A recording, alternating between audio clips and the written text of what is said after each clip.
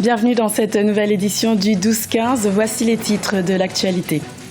La justice congolaise a émis un mandat d'arrêt contre le pasteur Ntoumi, leader des ex-milices Ninja. Les autorités lui reprochent d'être responsable des attaques du 4 avril dernier dans les quartiers sud de la capitale Brazzaville. Aussi au sommaire de l'actualité, les premières tendances de la présidentielle de ce dimanche 24 avril ont été dévoilées en Guinée équatoriale. Nous y reviendrons en détail dans cette édition. Et puis le monde de la musique affecté par le décès de l'artiste congolais Papa Wemba sur la scène du festival Fais-moi en Côte d'Ivoire. Le rapatriement de sa dépouille vers la République démocratique du Congo est en préparation. Mais tout d'abord, au Burundi, le général Athénas Kararuza, conseiller du premier vice-président en matière de sécurité, a été assassiné ce lundi 25 avril au matin alors qu'il déposait sa fille devant son lycée. Cette attaque a été menée dans les quartiers de Jiocha par des hommes fortement armés et non identifiés. Son épouse et sa fille ont également perdu la vie lors de cette attaque. La justice congolaise a émis un mandat d'arrêt contre le pasteur Ntoumi, le leader des ex-milices Ninja en République du Congo. Le tribunal de grande instance de Brazzaville lui reproche d'être responsable des violences survenues le 4 avril dernier dans les quartiers sud de la capitale. Deogracias Podo. La justice congolaise a émis vendredi 22 avril 2016 des mandats d'arrêt contre l'ex-chef rebelle congolais Frédéric Bintsamou, alias Pasteur Ntoumi, et 2 de ses proches. Il est accusé d'être responsable d'une série de violences début avril dans le quartier sud de la capitale. Ces actes ont provoqué la mort de 17 personnes et la destruction de plusieurs édifices publics. Nous, André Oko Gakala, magistrat, procureur de la République, auprès du tribunal de grande instance de Brazzaville au Congo, demandons et ordonnons à tout officier ou agent de la force publique de rechercher, d'arrêter et de conduire à la maison d'arrêt de Brazzaville le nommé Bintsamou Frédéric alias Ntoumi pour assassinat, détention d'armes, de munitions de guerre et de vol.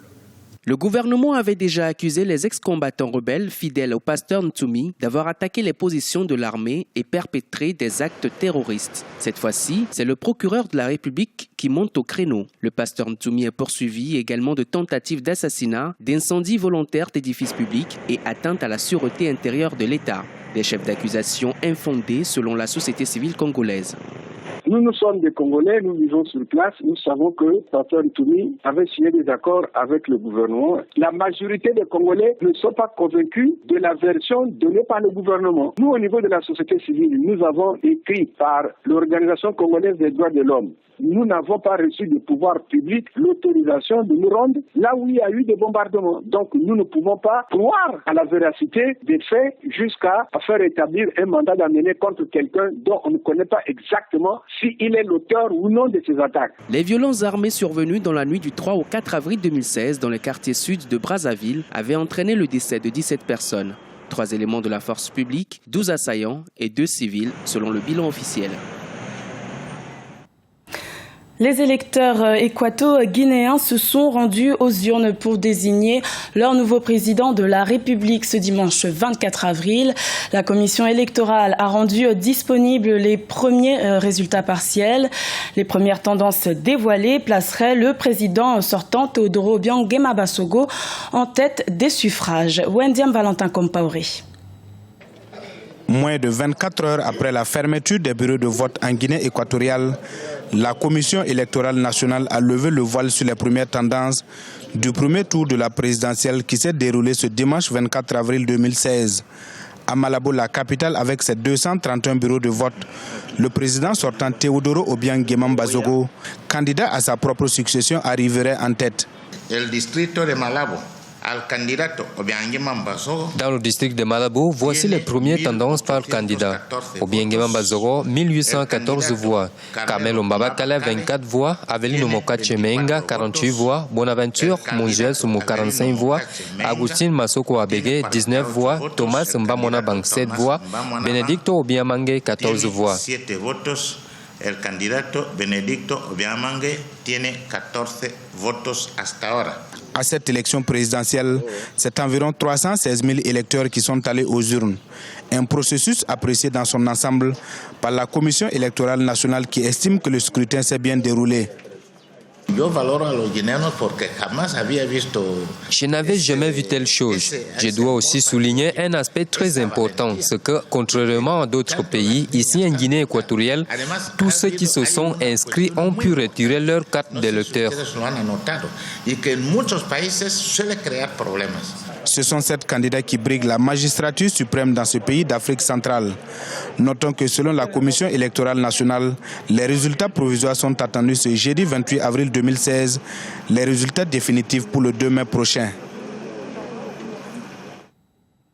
Et sachez que vous pourrez suivre sur notre antenne en direct de Malabo une émission spéciale consacrée à cette élection présidentielle à partir de 19h15 GMT sur Africa 24.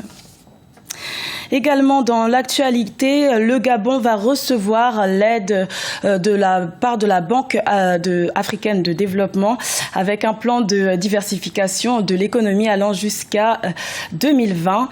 Ce partenariat reposera sur le développement des infrastructures et l'amélioration du climat, des affaires et du développement humain. Ce concours financier sera de l'ordre de 811 milliards de francs CFA et devrait permettre au pays d'atteindre l'autosuffisance alimentaire d'ici 2020. Vive émotion dans le monde de la musique et particulièrement en Afrique. Après le décès du chanteur congolais Papa Wemba, le roi de la rumba congolaise a été victime d'un malaise sur la scène du Fémois en Côte d'Ivoire dans la nuit du samedi 23 au dimanche 24 avril. Sa dépouille doit désormais être rapatriée vers la République démocratique du Congo, son pays natal. Corinne Kandem. La Côte d'Ivoire prépare le retour de la dépouille de Papa Wemba au Congo. Papa Wemba, le roi de la rumba congolaise, reposera bientôt en paix dans son Congo natal. Les autorités ivoiriennes devraient dans la journée annoncer une date à laquelle le corps de Papa Wemba sera rapatrié chez lui. L'icône de la rumba congolaise s'est éteint dans la nuit de samedi 23 avril à dimanche 24 avril 2016 après avoir été victime d'un malaise sur la scène du Festival des musiques urbaines d'Anoumabo en Côte d'Ivoire. Vraiment ivoirien. Dans les moments qui suivront, rendra de façon publique les dispositions qu'il entend prendre pour apporter son appui à la famille, au peuple congolais et au monde des arts. Le départ inattendu de Papa Wemba, que beaucoup considéraient comme la voix de l'Afrique, laisse toute une génération de la rumba congolaise et de la musique africaine en général orpheline. Ses nombreux fans ont tenu à lui rendre hommage. L'Afrique vient de perdre un grand musicien, non seulement africain, mais un grand musicien de renommée internationale. Je souhaite vraiment que tout se passe bien pour sa famille après l'enterrement et que la terre de Papa Wemba, la terre lui soit légère. Ce qui m'a vraiment interpellé, quand je suis allé sur mon téléphone, sur Facebook, j'ai vu qu'on était sur scène. Premièrement, ce qu'il a dit au public, il a dit tapez les mains en signe de paix. Je crois que la mort de Papa Wemba, c'est vrai, Papa Wemba, il est mort, mais il n'est pas mort. Mais il est mort pour que tous les Africains en général. Moi, je suis centrafricain, je suis chorégraphe, mais la mort de Papa Wemba m'interpelle de dire à tous les peuples du monde que il faut que le décès de Papa Wemba doit réunir tous les artistes, probablement, qui a des conflits entre eux, parce que la guerre n'est pas seulement entre les militaires, mais entre nous, les peuples.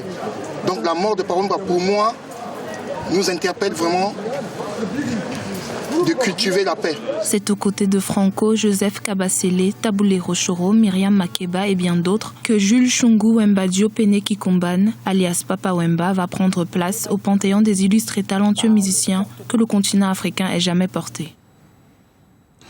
En bref, l'international algérien de football, Riyad Mahrez, a été élu meilleur joueur de la saison de Première Ligue ce dimanche 24 avril en Angleterre. L'attaquant du club anglais Leicester City a été l'auteur de 17 buts et 11 passes décisives en 34 matchs lors de cette saison. C'est le premier joueur africain de l'histoire de la Première Ligue à recevoir cette distinction. C'était le journal de la rédaction. Merci de l'avoir suivi. L'information continue sur Africa 24.